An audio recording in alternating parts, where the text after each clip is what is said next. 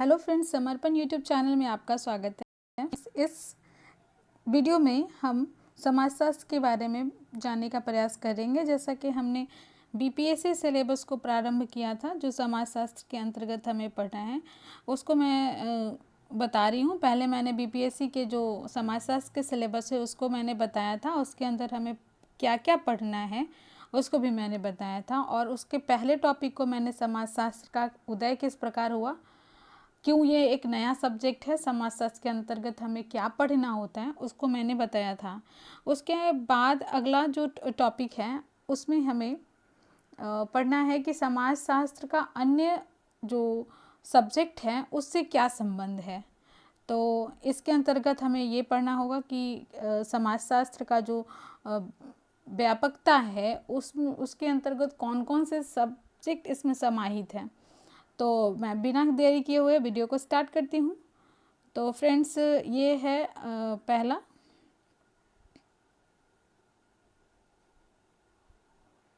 कि समाजशास्त्र का अन्य सब्जेक्ट से क्या इसका संबंध है। तो देखिए फ्रेंड्स, वैसे तो समाजशास्त्र जो सब्जेक्ट है वो कम्प्लीटली किसी से पूर्णतः उससे संबंधित नहीं है। तो यही है, समाजशास्त्र संपूर्ण विषय से कोई संबंधित होने का दावा नहीं करता है, लेकिन कुछ विषयों से अंशतः यह संबंधित है।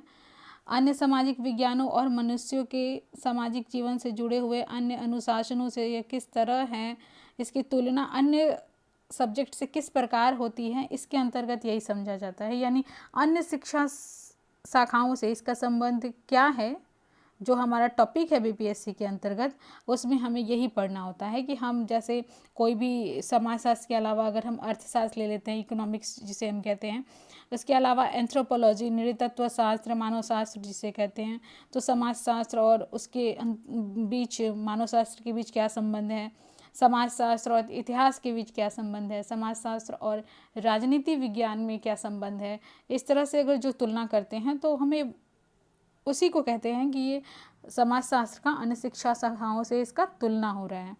तो इसके अंतर्गत हम सबसे एक बहुत विख्यात एक समाजशास्त्री हैं बर्न्स और बेकर, उनका ये कथन यहाँ पे प्रासंगिक हो जाता है कि समाजशास्त्र जो है अन्य सामाजिक विज्ञान की ना तो गृह स्वामिनी है, मतलब गृह स्वामिनी मीन्स ऑनर, और ना ही उसकी दासी है बल्कि बहन है। तो यहाँ इन्होंने काफ़ी अच्छे से समाजशास्त्र को बताने का प्रयास किया है कि ना ये अन्य सब्जेक्टों की जननी है या फिर कहें तो ये सब सर्वोच्च है, और ना ही इतना भी है कि ये अन्य सब्जेक्टों से काफ़ी नीचे है, दासी है, बल्कि उसकी बहन है, मतलब ये समकक्ष हैं। तो फ्रेंड्स, सबसे पहले मैं इसकी तुलना नृतत्व शास्त्र और समाजशास्त्र करूँगी, जिसे मानव शास्त्र या एंथ्रोपोलॉजी कहते हैं, और समाजशास्त्र से इसका तुलना करती हूँ। इसमें भी यहाँ क्रोबर जो एक समाजशास्त्री हैं, उनका कथन यहाँ पे इम्पॉर्टेंट हो जाता है। जब आप आंसर राइटिंग करते हैं तो आप इसे अगर आप कोट कर देते हैं तो ये काफ़ी इफ़ेक्टिव हो जाता है।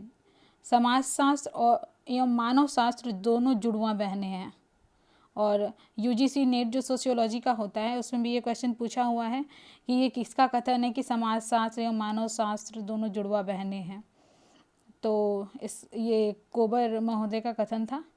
वहीं दूसरा है हावेल। हावेल भी एक महत्वपूर्ण समाजशास्त्री रहे हैं। उन्होंने भी कहा है कि विस्तृत अर्थों में समाजशास्त्र एवं सामाजिक मानवशास्त्र बिल्कुल समान एवं एक हैं। मतलब दोनों में इतनी समानताएं हैं कि अगर काफ़ी विस्तृत रूप से देखा जाए तो दोनों एक से प्रतीत होते हैं।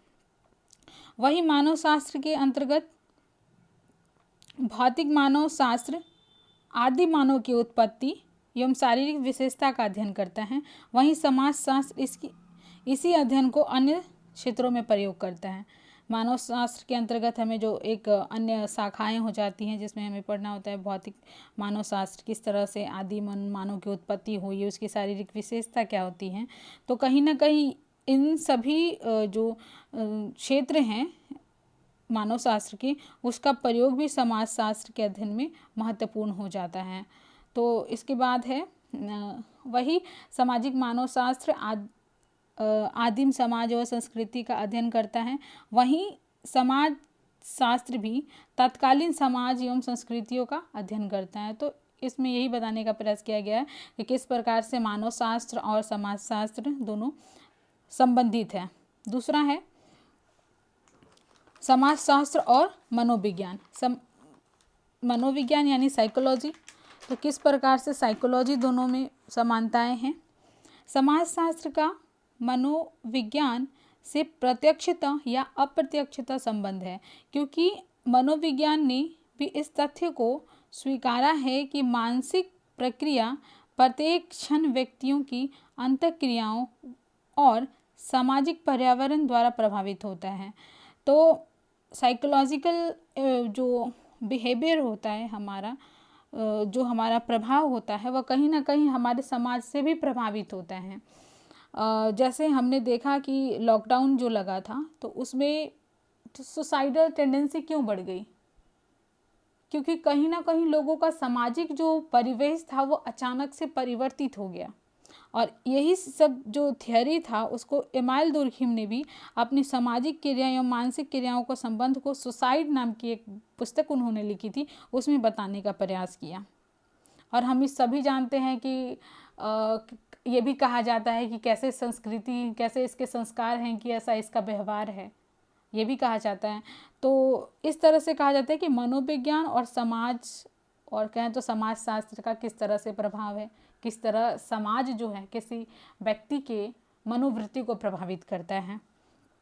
तीसरा हम लोग पढ़े कि तीसरा तुलना है, जैसे हम लोग पहला पढ़े समाजशास्त्र और मानवशास्त्र के बीच, फिर सेकेंड है समाजशास्त्र में और मनोविज्ञान, थर्ड है समाजशास्त्र और अर्थशास्त्र। तो समाजशास्त्र और अर्थशास्त्र से प्रत्यक्षतः जुड़ा हुआ है, क्योंकि वैसे जीवन समाज की हम कल्पना भी कठिन हो जाती है जिसमें आर्थिक क्रियाएं नगण्य होती हैं। वैसे समाज की हम कल्पना कर नहीं सकते हैं जिसमें आर्थिक क्रियाएं नहीं होती हैं। आर्थिक क्रियाएं का कहने का मतलब है केवल मुद्रा और रुपए पैसे से नहीं, बल्कि संपूर्ण संपत्ति से इसका मतलब है। संपत्ति किस प्रकार निर्माण होते हैं किसी समाज में, किस प्रकार उसका बंटवारा होता है, ये क्षेत्र सभी अर्थशास्त्र के अंतर्गत आते हैं। तो इसलिए ये व्यापक हो जाता है इसका संबंध समाजशास्त्र से। इसके अलावा वही आर्थिक क्रियाएं अगर कहीं नहीं होती हैं तो आर्थिक क्रियाएं का भी कोई अगर महत्व नहीं रह जाता है, अगर वहाँ पे समाज का लोप हो। तो अगर समाज ही नहीं रहेगा तो आर्थिक क्रियाएं कैसे संभव होगी। तो ये हम इसे समझ सकते हैं कि क्या इनमें संबंध है। उसके अलावा राजनीति शास्त्र और समाजशास्त्र में क्या संबंध है। तो फ्रेंड्स, जैसे हम जानते हैं कि राजनीति शास्त्र जो होता है उसके 3 आयाम होते हैं। पहला तो होता है व्यवहारिक, दूसरा होता है वर्णनात्मक और तीसरा होता है दार्शनिक। तो वर्णनात्मक तो जो उसमें राजनीति शास्त्र में जो डिस्क्राइब किया हुआ है वो रहता है, और लेकिन व्यवहारिक और जो दार्शनिक हो उसका पहलू है राजनीति शास्त्र का, वो कहीं ना कहीं समाज शास्त्र से जुड़ा हुआ है। कैसे किसी समाज में वहाँ का राजनीतिक व्यवहार है, वहाँ की शासन व्यवस्थाएं किस प्रकार हैं, वहाँ का जो शासन व्यवस्था चल रही हैं उसका दर्शन क्या है, उसका विचार क्या है, उसका उद्देश्य क्या है, वो किस तरह के दृष्टिकोण से समाज को शासित कर रहा है। तो ये सब इम्पॉर्टेंट हो जाता है। प्रायः राजनीति विकास में सामाजिक घटनाएं एवं समस्याएं महत्वपूर्ण हो जाती हैं। जैसे अगर हम देखें अंग्रेज़ों के काल में जब हमारा देश गुलाम था तब वहाँ पे औपनिवेशिक शासन था, तो वहाँ की जो समाज थी तत्कालीन वो समाजवादी नहीं थी, कहीं ना कहीं वहाँ पे उनका आर्थिक शोषण होता था। वहीं आज हम जिस समाज में रहते हैं वहाँ का शासन लोकतंत्रात्मक है, इसलिए हम लोकतंत्र के जो भी मूल्य हैं उसके अनुसार अपना जीवन यापन करते हैं। तो यही इसके अंतर्गत पढ़ना है कि राजनीतिक दल, दबाव, समूह, वर्ग, अभिजन, सरकार, प्रशासन सामाजिक दायरे में अपनी कार्यवाही को कैसे संपन्न करते हैं वो हमें बताते हैं कि समाजशास्त्र और राजनीति शास्त्र किस प्रकार से संबंधित हैं। इसके अलावा समाजशास्त्र और इतिहास में क्या संबंध है, तो यहाँ पर वीयरस्टीड जो एक समाजशास्त्री रहे हैं उनका एक कथन इम्पॉर्टेंट हो जाता है कि समाजशास्त्र का अतीत लंबा है परंतु इतिहास छोटा है। इसके कहने का मतलब क्या है कि समाजशास्त्र का जो प्रक्रियाएं हैं समाज निर्माण की, समाज की अंतर क्रियाओं का, वो काफ़ी लंबे समय से चल रहा है। जब से मानव का अस्तित्व आया है तब से ये सब सामाजिक क्रियाओं की घटनाएं हो रही हैं कि वे लोग एक दूसरे से किस प्रकार से बातचीत करते हैं, कैसे समूह में रहना प्रारंभ किए, किस तरह से अपना परिवार का निर्माण हुआ। लेकिन इतिहास छोटा कहने का अर्थ है कि समाजशास्त्र के अंतर्गत हम कोई काफ़ी अतीत की घटनाओं का अध्ययन ना करके 100 से 200 साल की पुरानी घटनाओं का अध्ययन करते हैं, या फिर ज़्यादा इसका जो केंद्र होता है वो वर्तमान तत्कालीन समाज के समस्याओं का, उसको उसके कारणों का, उसके परिणामों का अध्ययन करते हैं, सामाजिक समस्याओं को ढूंढने का प्रयास करते हैं, उसके हल को खोजने का प्रयास करते हैं। तो इतिहास और समाज में संबंध यह है कि इतिहास बीते समय की अनोखी और महत्वपूर्ण घटनाओं का वर्णन करते हैं। इतिहास में हम तो मुख्यतः उन्हीं घटनाओं को पढ़ते हैं जो किसी खास समाज को, खास क्षेत्र को प्रभावित किया है। वहीं समाजशास्त्र में बीते समय की घटनाओं को सामान्यीकरण कर दिया जाता है।